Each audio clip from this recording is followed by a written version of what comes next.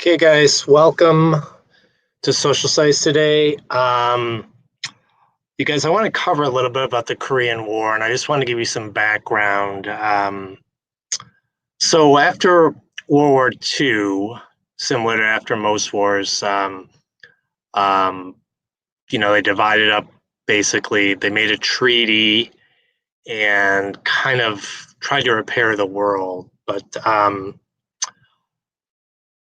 if you look at this right here, so it says in August of 1945, it said the United States and the Soviet Union agreed to a temporary division of Korea, formerly a Japanese colony. Japan lost the war when we, dropped the bomb on Hiroshima and Nagasaki. They surrendered shortly after that.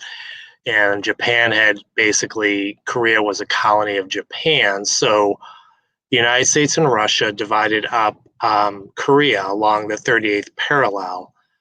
And so the U.S. forces were to occupy and administer the southern half, while the Soviet troops would occupy and administer the north. So Korea was broken into North and South Korea.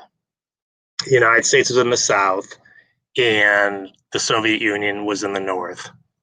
Okay, so then later, about March, so another 6 months later, it says during World War II, the two combatants in the Chinese Civil War, the nationalists under Chiang Kai-shek and the communists under Mao Tse, had agreed to a temporary truce while both fought the Japanese.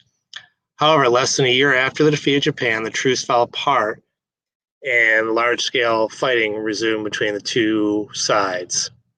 Then in 1948, 2 years later, we sponsored elections in South Korea. The Soviets protest the decision, and they instructed left-wing parties to boycott the election. The result is that Syngman Rhee, a dedicated anti-communist who was educated in the United States, becomes the head of the government. Soon after, the Soviets established a communist regime in North Korea under the leadership of Kim Tu-young. And actually, I believe his son right now is the leader of North Korea today. And then later in 1948, it says, eager to rid itself of commitments in East Asia, the United States formally recognizes the independence of South Korea, and arrangements begin for withdrawal of U.S. forces from the region. The Soviets make similar announcements regarding North Korea. So we're trying to get out of, once we held elections in South Korea, we want to pull our troops out of there. And that happens in 1948. Remember, this is only 3 years after the end of World War II. And then later that year, the Soviet troops leave North Korea.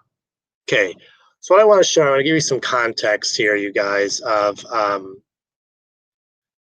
what North Korea looks like. So this map right here, if you look right where the arrow is, you see North Korea, and you see South Korea. You can see Japan here, you can see China here, and you can see Russia here.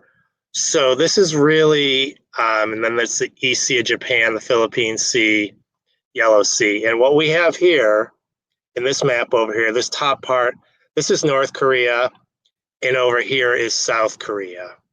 And these are all the cities in South Korea, and these are all the cities in North Korea. So, what serves as the dividing line between North and South Korea, and that would be right here, and right here, and right there. That's the 38th parallel. Okay, so that's what really separated North and South Korea. So what serves the dividing line between North and South Korea? You could say the 38th parallel. And then what is the capital of North Korea? So this one over here where the star is, right here, it's Pyongyang, is the capital of North Korea right here, because that's number 2. And then 3S, what is the capital of South Korea? And that would be Seoul right there. So remember, Korea is divided into 2 countries, North and South Korea. And Vietnam does the same thing a few years later. But for now, we just want to focus on Korea. So we have Pyongyang is the capital of North Korea. and Seoul is the capital of South Korea. Then you look up here, what two countries border North Korea? So North Korea is right here, so you can see China is one of them. And then at the very tippy top, you can see Russia. So Russia and basically China border North Korea. And then it says, what country borders South Korea to the south? So here's South Korea. On the map, south would be down below, and that would be Japan. Okay, so Japan, basically, it's not really a, I guess it says border, but it's separated by the sea. Okay, but it's going to be Japan. And then it says what bodies of water basically surround North and South Korea. So you can look at this map right here, and you can see you would just label these bodies of water. So it would be the Sea of Japan, or East Sea, Yellow Sea, East China Sea. So there's really three seas. It's the East Sea, the Yellow Sea, and the East China Sea. And basically, what type of landform is North and South Korea combined? Well, that would be called a peninsula because it sticks out into the water. Okay, and you can see water. There's water on South Korea. There's water on all sides.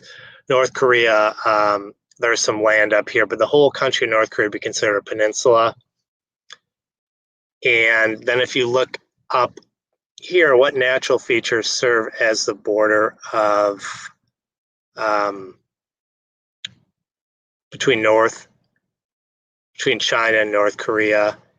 And if you look right up here, it would be kind of a mountain range. You really can't see it, but it would be really, this whole thing right here is really a mountain range. So that would be mountains that really separate China and North Korea. Okay, so I want to go back to, that just gives you some context of where North Korea is. So remember, in the North Korea was backed by the Soviet Union. South Korea, Seoul was backed by the United States. Okay, and this is basically leading up to actually the Korean War. So eventually, in 1950, there was a war between the North and the South. Okay, and this just gives you some background. So in 48, basically the Soviets leave North Korea, and a little bit earlier we leave South Korea. Then in 1949, it says the Chinese Communist forces under Mao Zedong enter the city of Peiping. They changed the name to Beijing and declared the new capital of China. So there's a lot going on in China, which is important because that borders on obviously North Korea. And in February, the U.S. Secretary of State, Dean Atkinson, citing the unpopularity and corruption of nationals, recommends the U.S. government stop sending aid. Truman and Congress reject this advice and approve their $60 million of economic and military assistance. Later that year, the U.S. completely pulls out of South Korea. And then in 1949, the Soviets successfully test their first atomic bomb in July. So remember, we had the atomic bomb because we used it to end World War II, and now the Soviet Unions have their first atomic bomb. So you can see kind of the arms race is basically heating up. So I'm going to stop there, and we'll go more into the Korean War, but I wanted to give you a background. I wanted you to see, really, even after World War II, within, almost 5 years later, there's another war between Korea. It's not quite World War. It's mostly between the North and the South, but the United States and the Soviets are both involved. And, I think we talked in class after World War II, there was a fight who was going to be the first superpower. It really came down to the United States and the Soviet Union. So in the Korean War really was kind of maybe the start of the Cold War. We're backing South Korea and Russia is backing North Korea. Okay, that's all I got for today, you guys. Have a wonderful day. I posted those maps in Google Classroom, so if you want to take a look at that, you can do that. All right, have a wonderful day, you guys.